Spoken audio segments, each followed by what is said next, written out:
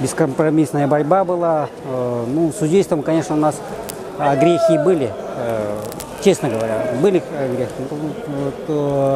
Дело в том, что у нас судьи неопытные получились, да, потому что опытные на выездах.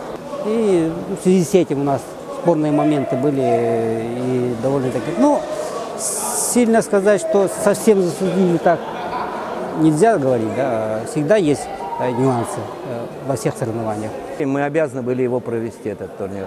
Просто человек это очень много дал спорту.